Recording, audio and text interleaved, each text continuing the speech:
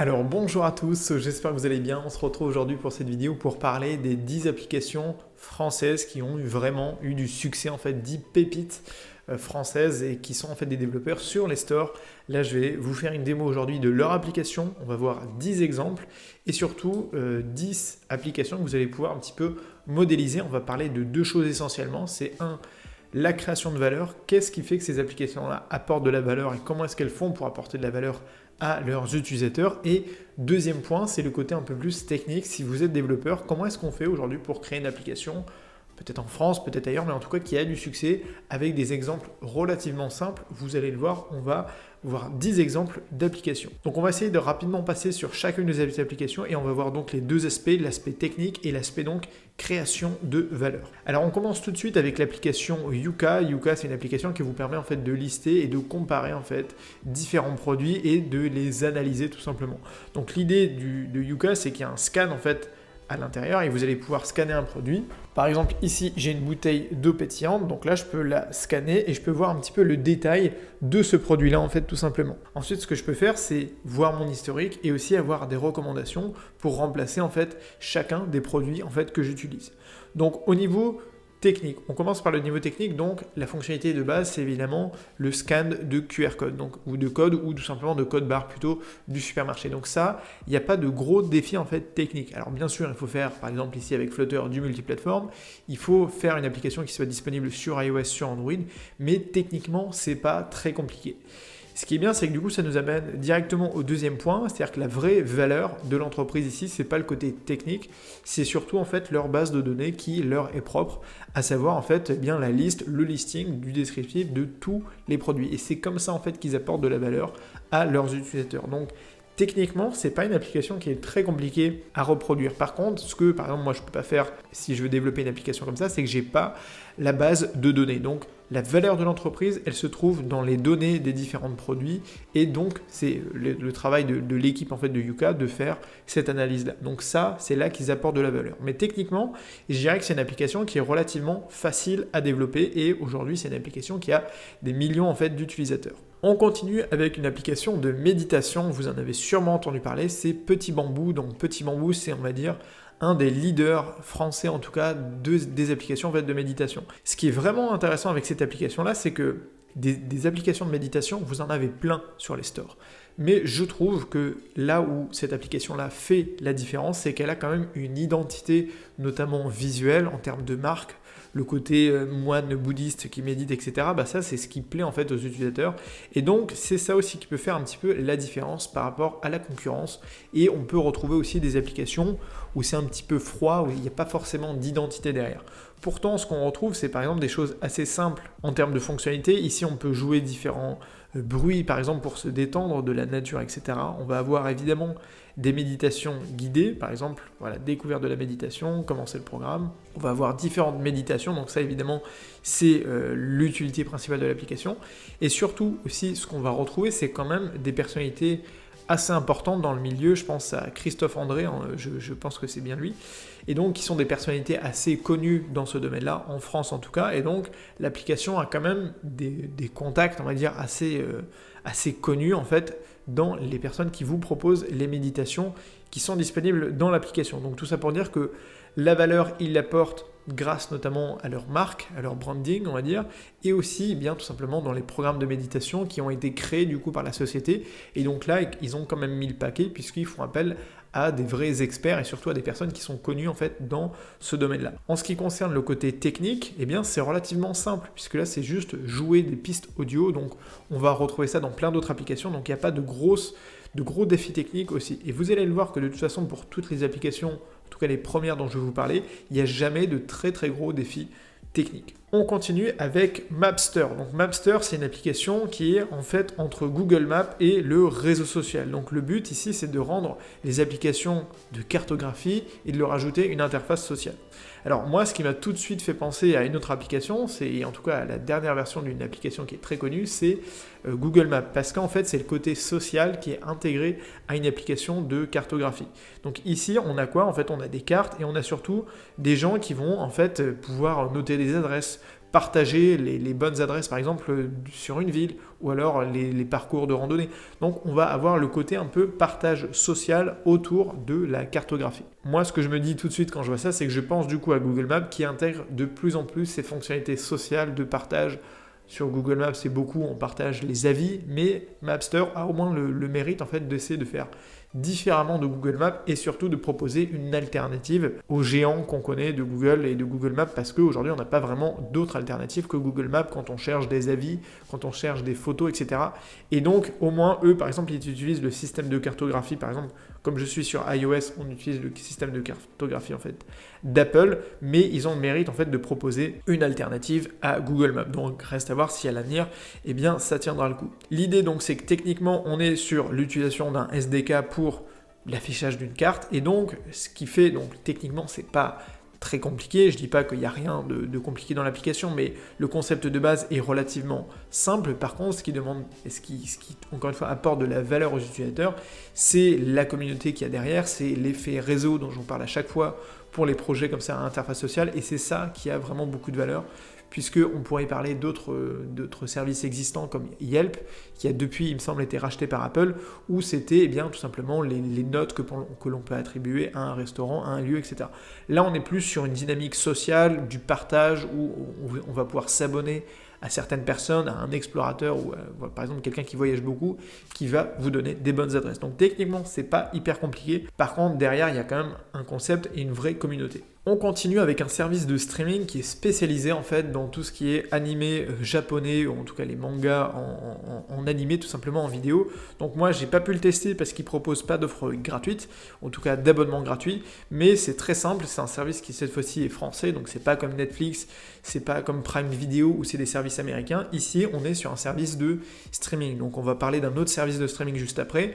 L'idée, c'est que techniquement, effectivement, créer un service de streaming, c'est pas ultra simple non plus, puisqu'il faut être capable d'héberger un nombre de vidéos important, et il faut être capable de le proposer en fait aux utilisateurs de manière assez performante et assez fluide. Donc techniquement, c'est quand même pas l'application la plus simple.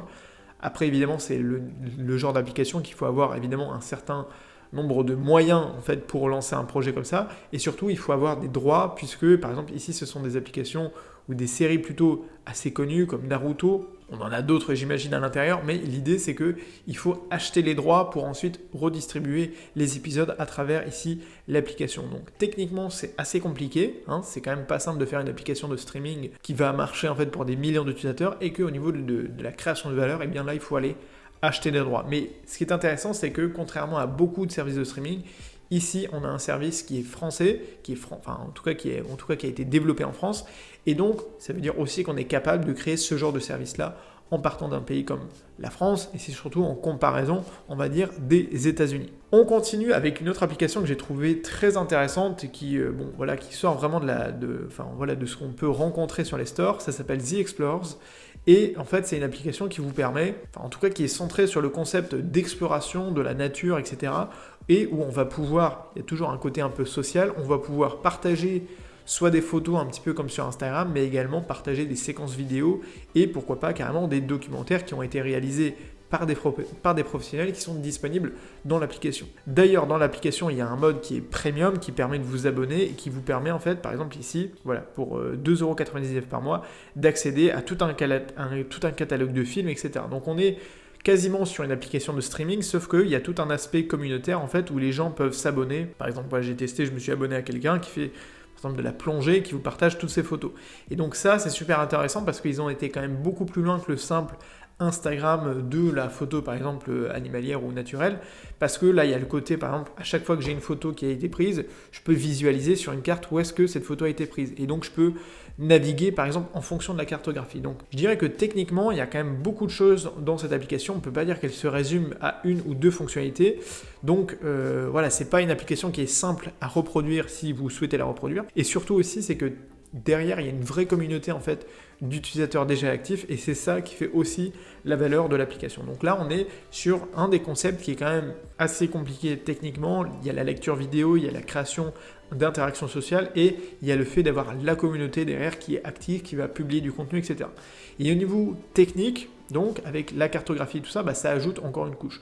Donc les deux aspects, création de valeur avec la communauté et les documentaires par exemple de l'équipe en fait de The Explorers, donc ça fait déjà une grosse startup qui fait que c'est pas évident de reproduire ce genre de concept-là, mais au moins on voit que depuis la France, c'est des gens qui ont réussi à créer ce concept-là. Et en tout cas, en plus, c'est le genre d'application aussi qui est utilisé dans le monde entier, pas uniquement par des Français ou même des francophones dans d'autres pays. Donc, pour moi, c'est une vraie pépite, encore une fois, qu'on a sur l'App Store en France. On continue avec une autre application qui s'appelle Jumbo, qui est, je pense, une des plus innovantes techniquement, et peut-être une aussi qui a le plus de l'aspect technologique. Il y en a une autre dont je vais vous parler dans un instant, mais où c'est effectivement quelque chose d'assez compliqué à reproduire, en tout cas pour nous en tant que développeurs, puisque là, c'est une application qui a comme vocation en fait à sécuriser en fait vos données sur Internet, sur les réseaux sociaux, enfin voilà, plus globalement sur Internet.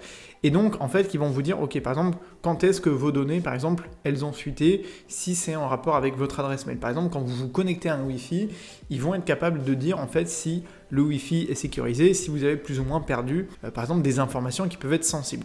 Donc l'idée, c'est qu'en fait, tout est basé sur un abonnement ici, qui s'appelle Jumbo Pro, et donc qui va vous permettre par exemple ici de protéger toutes vos données en ligne. Encore une fois, ça peut être en rapport avec votre adresse email, vos informations personnelles qu'on peut retrouver sur les réseaux sociaux, et donc il va vous permettre en fait de faire le tri en fait dans tout ça.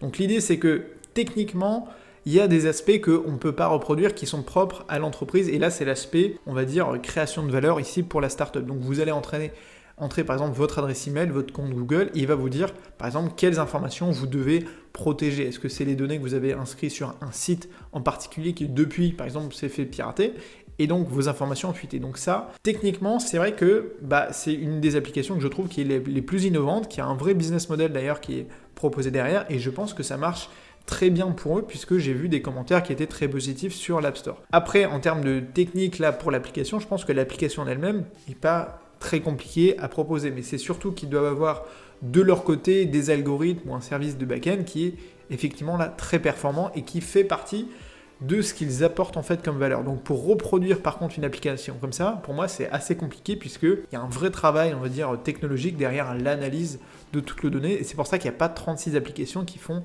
le même job. On peut avoir des applications qui vous désinscrivent à des emails, à des campagnes d'emails, enfin qui font des choses assez précises.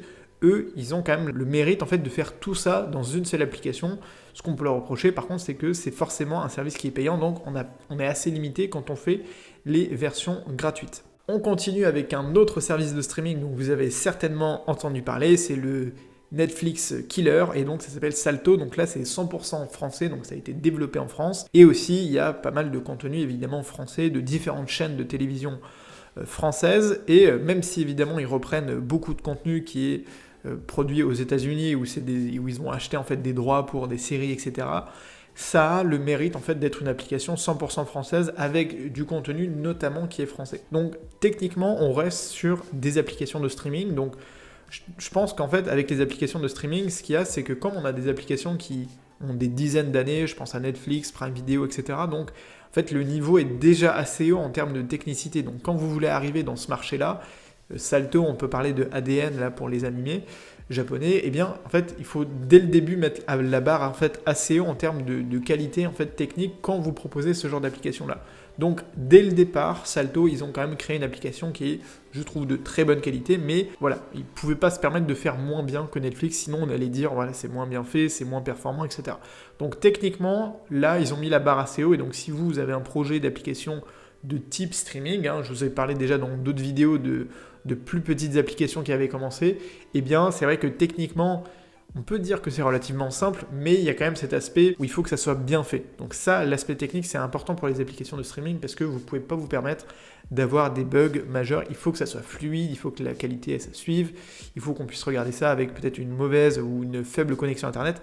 Donc l'aspect technique est important. Après, l'aspect création de valeur pour ce genre d'application, eh bien c'est tout simplement d'acheter des droits pour des séries, de produire du contenu original, et donc ça, c'est effectivement le genre d'appli qui demande quand même une grosse mise de départ pour être mise en route. Mais après, et on pourra en revenir dessus. Il y a des applications françaises, je pense à Cybelle par exemple, qui possède des livres audio, enfin du contenu audio, où c'est une petite start-up qui a commencé et ils n'avaient pas les moyens par exemple de Salto. Et donc pareil un petit peu pour ADN, il y a quand même cet aspect de il faut acheter des droits pour proposer du contenu. Donc techniquement c'est assez compliqué quand même, et au niveau du contenu il faut de l'argent en fait tout simplement pour acheter des droits et pour reproposer ce service en fait à vos utilisateurs. Donc c'est pas le projet par lequel évidemment on va se concentrer pour commencer. Ensuite il y a une application qui a là aussi je pense un aspect technologique assez innovant comme Jumbo tout à l'heure. Là c'est sûr, alors ils appellent ça du gaming en fait propulsé à l'intelligence artificielle.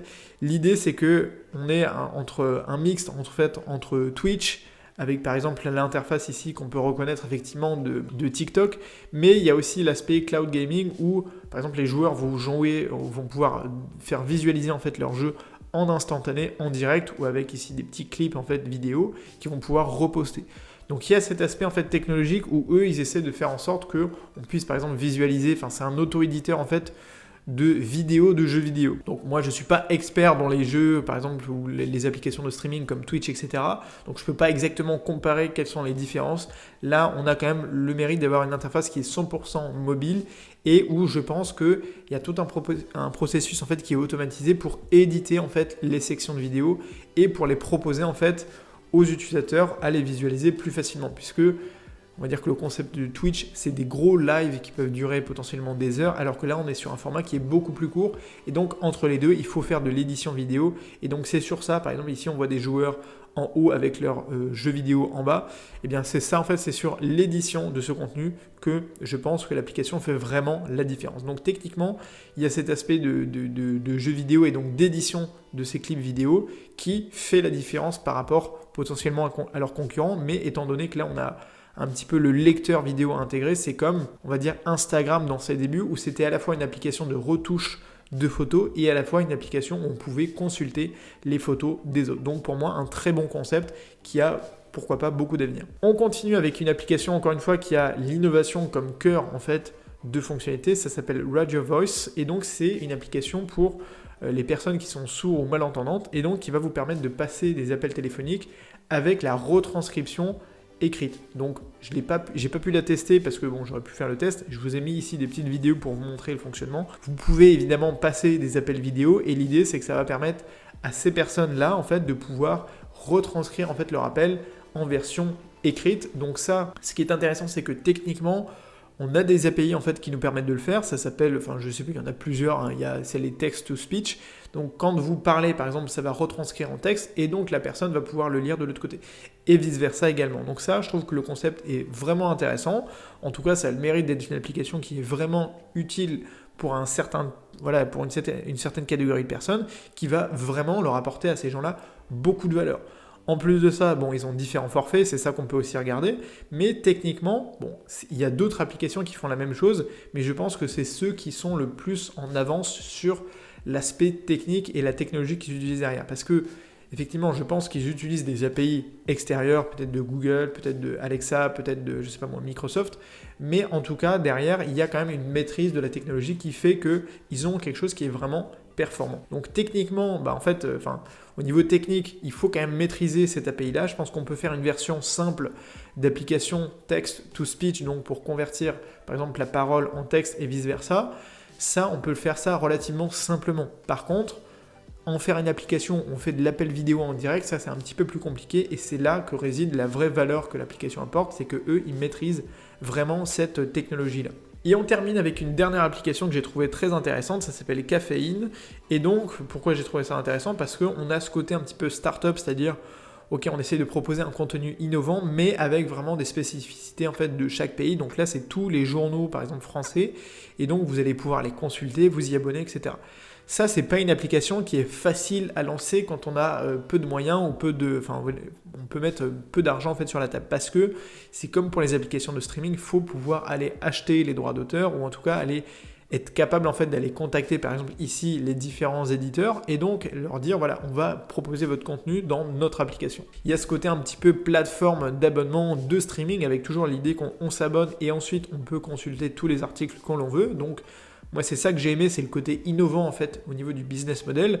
mais c'est pas une application que tout le monde doit pouvoir créer, parce qu'il faut prendre le temps d'aller négocier effectivement avec les journaux, etc. Donc c'est ça qui est le plus délicat en fait en termes d'apport de valeur. Par contre, une fois qu'on a, voilà, on a les e-books, les PDF, etc., au niveau de la consultation, de l'aspect technique, ça c'est relativement facile entre guillemets. On peut avoir des applications assez simples et on peut aussi aller beaucoup plus loin dans l'interface, la lecture, etc. Donc ça, l'aspect technique est, on va dire, relativement simple, c'est pas là où c'est le plus difficile, c'est plutôt sur le fait d'aller chercher les contenus et de les reproposer en fait à ses utilisateurs. Et donc ça, on est comme dans toutes les applications de streaming, et bien c'est là où c'est sur la valeur qu'on va vraiment faire la différence. Si vous regardez par exemple la guerre des applications de streaming entre Netflix, Prime Video, Disney+, etc., c'est la guerre aujourd'hui des contenus. Donc voilà pour ces 10 applications françaises. On l'a vu, il y a des applications qui sont plus simple que d'autres, mais en tout cas, je pense que ça vous a donné des pistes sur les fonctionnalités, l'aspect technique que vous allez pouvoir développer peut-être avec Flutter,